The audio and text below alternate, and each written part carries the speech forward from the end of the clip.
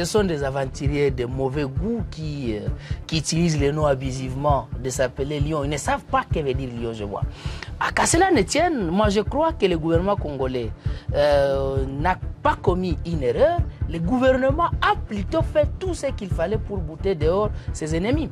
Comme vous le savez, nous avons une armée et le rôle de l'armée, c'est de protéger l'intégrité territoriale.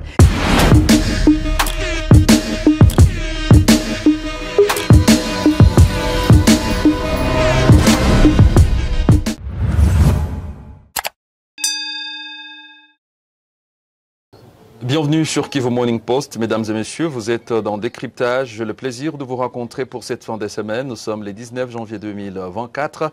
Nous nous retrouvons dans ce numéro pour parler de cette actualité dans la région d'Kivu.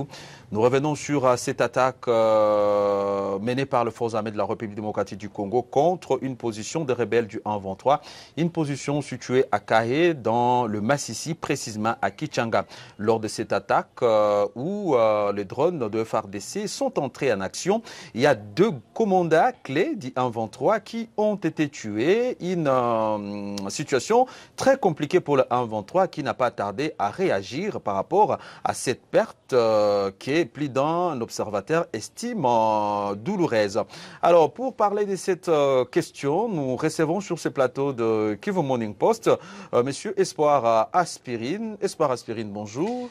Bonjour messieurs les journalistes, bonjour à tous les téléspectateurs qui nous suivent partout dans le monde. Alors, vous avez suivi, comme l'ensemble de la population congolaise, mais aussi des dirigeants régionaux, cette information par rapport à la mort de ces deux commandants du 1-23. Comment vous avez réagi à cela ? En fait, pour nous, c'était quand même quelque chose que nous avions tellement aimé et nous avions préféré jeter même les ponts de fleurs à nos voyants de l'FARDC, mais aussi à tous ceux-là qui se battent pour que la RDC puisse recouvrer sa souveraineté nationale et internationale. Comme vous le savez, dans cette opération, que moi je ne préfère pas appeler attaque, puisque c'est nous qui sommes attaqués, c'est le Congo qui est attaqué. Et les FARDC n'ont fait qu'une opération tellement chirurgicale qui a imposé un coup fatal à ces petits terroristes rwandais RDF 1-23. Vous savez, les 1-23, ils ont perdu les personnes très capitales et très clés. Imaginez, en pleine guerre, en pleine guerre d'agression, ils venaient de perdre non seulement leur chargé de renseignement, ils ont perdu leur chargé de finances, ils ont perdu les chargés des opérations. C'est que les trois personnes clés pour la guerre, ils ont péri. Et il y a même d'autres personnes, puisque, attention, je ne m'imagine même pas le cortège qui peut sécuriser un chargé de renseignement. C'est comme les REDOC. Je ne m'imagine même pas le cortège qui peut sécuriser un chargé des opérations. C'est comme Chirimwami, par exemple. Je ne m'imagine même pas le cortège qui peut sécuriser un chargé des opérations. Vous savez qu'ils ont perdu beaucoup de... C'est que vous remettez même en cause les deux personnalités que le 1-23 a annoncé à travers son communiqué signé par Laurence Kanyuka. Non, ce n'est pas des personnes seulement. Ils ne pouvaient que dire ça, mais ils ont perdu beaucoup d'officiers et beaucoup d'hommes de troupes, puisqu'ils étaient à réunion, messieurs les journalistes. Et d'ailleurs, je félicite nos services de renseignement militaire, c'est là qui ont aussi détecté comment est-ce que ces petits terroristes s'est réorganisés. Comme vous le savez, il y a une menace qui plane sur la cité de Saké, il y a une menace qui plane sur la ville de Goma. Et ces petits terroristes ne s'organisaient que pour mener leurs attaques. Je félicite aussi également ces Ouazalendo patriotes, c'est là qui ont dénoncé, qui ont informé l'armée en temps réel, là où se trouvent ces petits Rwandais. Alors jusque-là, les forces armées de la République démocratique du Congo n'ont pas réagi à cette attaque, mais lorsque vous parcourez le communiqué du 1-23 qui a été publié un jour après cette réaction de l'armée, cette entrée en jeu des drones de la République démocratique du Congo, on évoquerait une certaine violation de cessez-le-feu de la part du gouvernement congolais. Est-ce que ce n'est pas s'exposer en attaquant ces personnalités du 1-23 ? Moi, je crois que la RDC, nous avons un devoir de défendre la patrie à tout prix. Et nous, on ne peut pas accepter. Ce sont des choses que nous décrions du jour au jour, messieurs les journalistes. On ne peut pas pas accepter qu'un pays sous agression puisse respecter les cessez-le-feu. Deuxième des choses, la République avait accordé une chance à ces petits terroristes RDF, soit de se retirer et rejoindre les accords de Nairobi, ou bien se retirer qui suivent le processus du cantonnement. Les étrangers vont rentrer chez eux, les Congolais seront punis et jugés chez nous. Mais ils n'avaient pas accepté. Et aussi la chose qu'il faut se demander, depuis qu'eux attaquent les positions de nos jeunes compatriotes résistants, Ouazalendo, que nous saluons en passant, et ils ne parlent pas de violation de cessez-le-feu. Mais lorsque notre armée décide, une fois pour toutes, de buter dehors ces petits agresseurs, et ils commencent à crier aux violations du cessez-le-feu. Et aussi, moi je crois que crier la violation du cessez-le-feu, c'est juste de la poudre aux yeux. Ils crient comme ça, mais nous étions alertés tôt ce matin. Comment est-ce que ces gens sont en train de renforcer leurs lignes, voyez-vous? C'est qu'ils ne veulent pas du cessez-le-feu et ils ne peuvent pas crier du cessez-le-feu. Ils ne peuvent qu'assumer. Lorsque vous acceptez d'attaquer une nation indépendante, lorsque vous acceptez de violer la souveraineté d'un pays, vous ne devez que vous attendre aux morts et au deuil. C'est que moi, je ne peux dire, s'il y aurait, je dis bien, certains Congolais qui auraient les lèvres dans les 1-23, qui les disent de se retirer le plus tôt possible. Mais vous parlez de ces retraits de ces quelques Congolais. Entre-temps, il y a d'autres Congolais qui continuent à affluer vers le 1-23. Mais s'il faut parler des Lions de Saramboué, parce que c'est comme ça qu'ils s'appellent, après cette attaque chirurgicale, ils menacent déjà de répliquer. Est-ce que quelque part, ce n'est pas une grosse erreur de la part du gouvernement congolais d'attaquer ces gens quand on sait qu'on n'a pas assez de moyens pour sécuriser la population dans son ensemble? Moi, je ne les appellerai même pas des Lions de Saramboué. Ce sont des aventuriers. Ce sont des aventuriers de mauvais goût qui utilisent les noms abusivement de s'appeler Lion. Ils ne savent pas ce que veut dire Lion, je vois. Qu'à cela ne tienne, moi je crois que le gouvernement congolais n'a pas commis une erreur. Le gouvernement a plutôt fait tout ce qu'il fallait pour bouter dehors ses ennemis. Comme vous le savez, nous avons une armée et le rôle de l'armée, c'est de protéger l'intégrité territoriale. Et lorsque l'intégrité territoriale est menacée, c'est que là, l'armée ne réalise plus ses missions régaliennes. C'est que aujourd'hui, notre armée a tout ce qu'il faut pour sécuriser la République démocratique du Congo. Qu'il réplique, nous allons répliquer. Et d'ailleurs, tout ce matin, le Congo a répliqué. Ils ont encore perdu d'autres officiers. C'est que qu'ils répliquent. Nous sommes là, la RDC est en guerre depuis nos ancêtres, c'est qu'ils n'ont pas à nous faire peur. Nous les avions battus comme des petits-enfants en 2013. Nous avions battu leurs grands frères RCD. Nous avions battu les grands frères CNDP, c'est qu'ils n'ont pas à nous faire peur. Nous allons encore les battre. Imaginez, nous allons dans les 2 ans, ils n'ont pas été même à mesure de prendre les 2 territoires comme il fallait, puisqu'il faut qu'on précise les gens. Ils n'ont pas la totalité de Rutshuru, ils n'ont pas la totalité de Massissi. Comment les petits aventuriers comme ça peuvent nous faire peur? Mais avec l'arrivée de Corneille Nangaa, est-ce que ça ne risque pas de faire basculer la carte et tous ces aigris-là après les résultats de ces élections? Moi, je pense, ceux-là qui ont postulé, je vais commencer par là, ceux-là qui ont postulé, s'ils ont postulé avec l'idée d'aider les Congolais, avec l'idée d'aider la RDC à émerger, ils ne peuvent que décourager ces comportements criminels.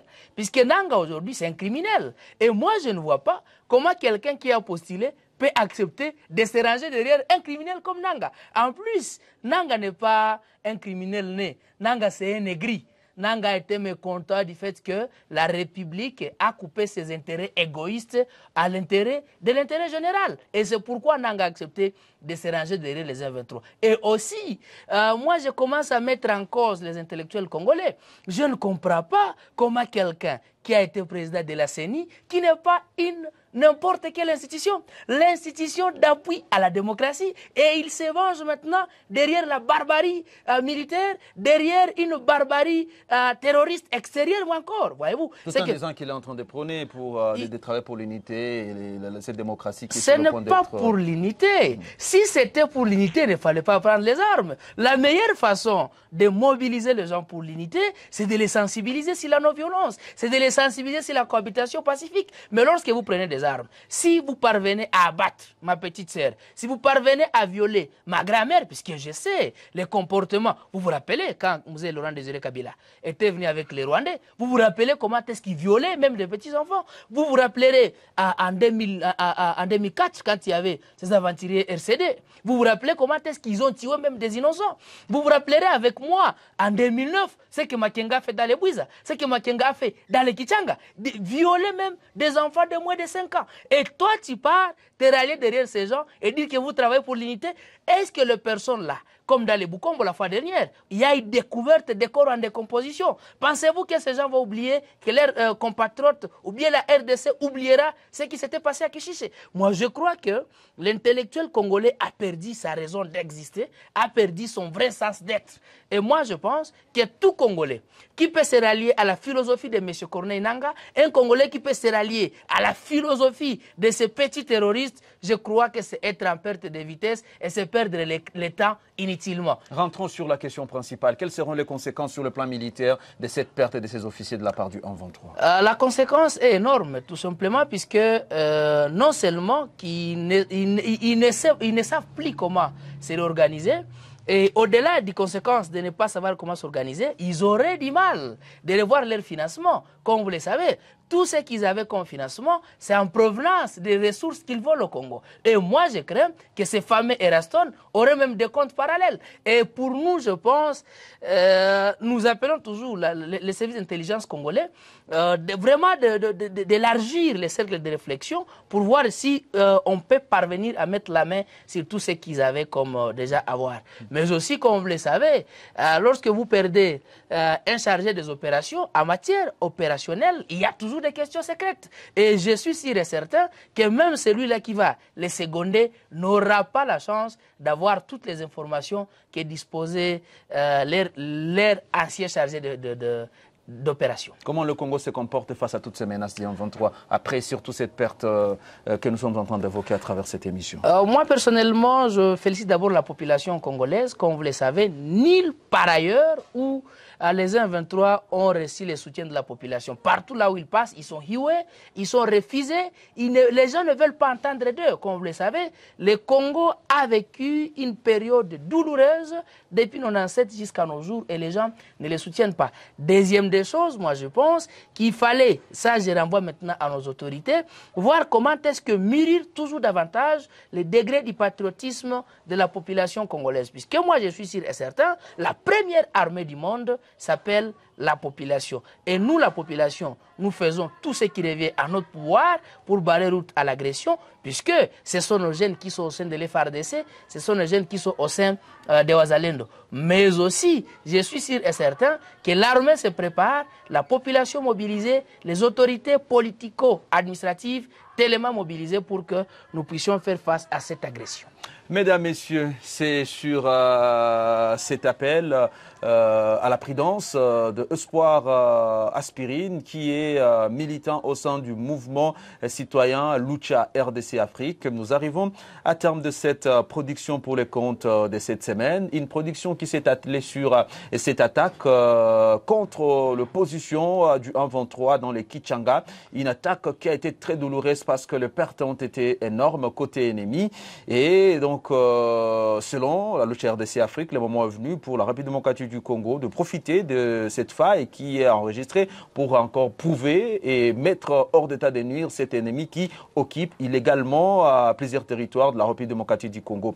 C'est la fin de ce programme. Merci, Espoir, d'avoir accepté de répondre à nos questions. Merci pour l'invitation. J'ai dit félicitations à tous ceux-là qui se battent pour que la RDC puisse recouvrer sa souveraineté nationale, internationale. Résistons toujours. Nous allons chanter Oura d'ici quelques jours. Bien, on se retrouve prochainement.